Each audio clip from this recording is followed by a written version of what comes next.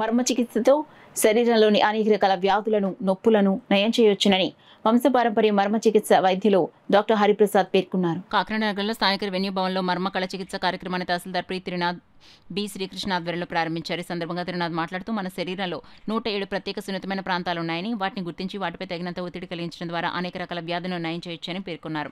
వివిధ రకాల నొప్పులతో బాధపడుతున్న రోగులకు మర్మ చికిత్స ద్వారా తక్షణమే నొప్పి నివారణ చేయొచ్చని తెలిపారు. ఎటువంటి ఔషధం లేకుండా కేవలం మర్మ ప్రత్యేక స్థానాలపై ఒత్తిడి కలిగించి వ్యాధులను నివారించే ఈ చికిత్సా విధానం చాలా ప్రాచీనమైందన్నారు. దేశ విదేశాల్లో మర్మ చికిత్స అత్యంత ప్రాచుర్యం పొందిందని వివరించారు. బి శ్రీకృష్ణ మాట్లాడుతూ నవంబర్ 5వ తేదీన టౌన్ హాల్లో మర్మ చికిత్స కార్యక్రమాన్ని నిర్వహిస్తున్నామని తెలిపారు. ఈ కార్యక్రమంలో రాజన్, మణిదీప్, పార్వతి, రమ తదితరులు పాల్గొన్నారు.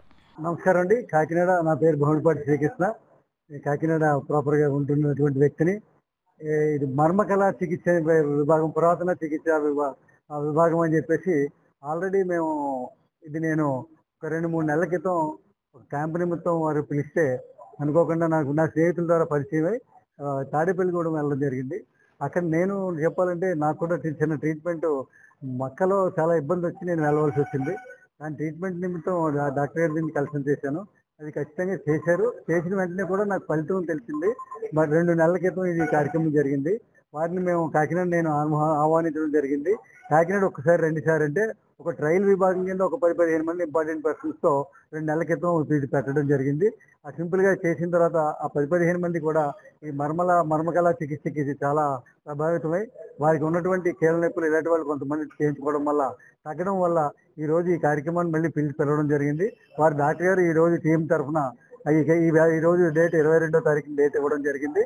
దానికి మన త్రినాథ్ గారు అయినటువంటి మన రెవెన్యూ అసోసియేషన్ ప్రెసిడెంట్ గారు ఈ వెన్యూని మాకు ఉచితంగా మాకు ఇచ్చి ఈ కార్యక్రమం చేసుకోమనడానికి ముందుకు వచ్చారు.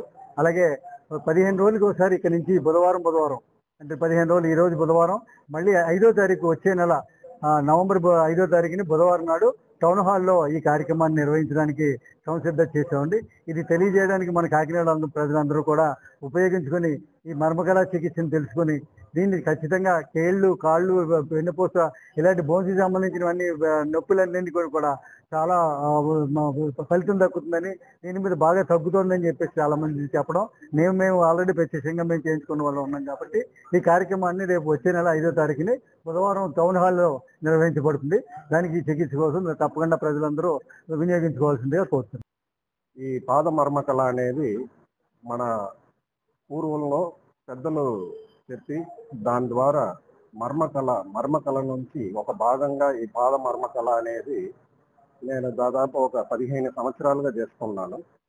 ఈ 15 సంవత్సరాల్లో వచ్చి ఆంధ్ర, తెలంగాణ మొత్తం నేను ఇది పూర్వంలో నేర్చుకున్నది తమిళనాడు పళనిలో సుబ్రహ్మణ్య స్వామి అనుగ్రహంతో చేసుకున్నాను. సో అక్కడి నుంచి ఇక్కడికి వచ్చి దాదాపు ఒక 15 బ్రాంచ్లతో చేస్తూ ఉన్నాను. కాకినాడ ఇవాళే స్టార్ట్ చేసాము.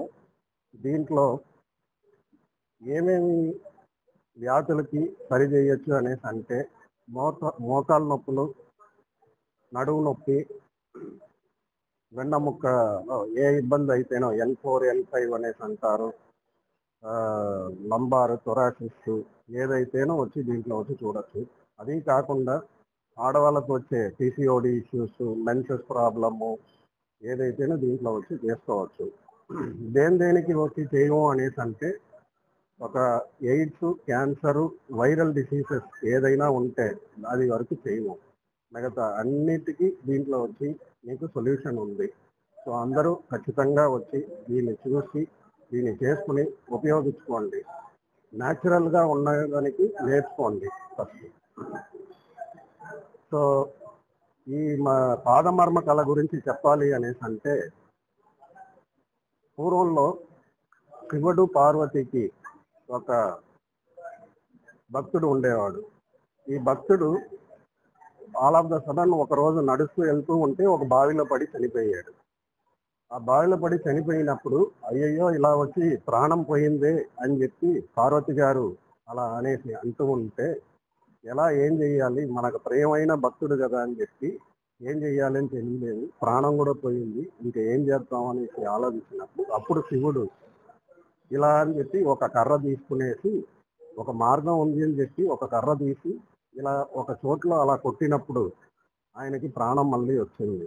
సో అలా మొదలైందే మన అగస్త్య ముని దాన్ని పాద మర్మకళ అని చెప్పి రాశారు. దాన్ని ఇంకా వివరంగా రాసింది మన సిద్ధి భోగర్ అనేసి సిద్ధుడు ఉంటారు. ఆ సిద్ధుడు అలా వచ్చి చేసింది. సో దాంట్లో నుంచి నేర్చుకున్నదే ఈ కళలు. 108 పాయింట్స్ దీంట్లో ఉంది. ప్రతి ఒక్క దానికి మీ దేహం ఫుల్గా చూసి, ఇంకొక గొప్పతనం ఈ ట్రీట్మెంట్లో ఏంటి అనేసి అంటే, మీ పాదాలు చూస్తేనే నాకు మ్యాక్సిమం అర్థమైపోద్ది ఏమి ఇబ్బందులు ఉంది కాలంలో అనేసి. సో ఆ ఇబ్బందులు మీకు ఎక్స్రే స్కానింగ్ లేకుండా అలా చూసి 60 to 70% కరెక్ట్గానే ఉంటుంది మ్యాక్సిమం. చూసి దాంట్లోనే డయాగ్నైజ్ అంటే దాంట్లోనే పాదాల్లోనే వచ్చి సరి చేస్తాను. అది ఇంతవరకు మ్యాక్సిమం నేను 75% సక్సెస్ఫుల్గానే ఇచ్చిండాను అన్ని ఇబ్బందులకి. So thank you very much.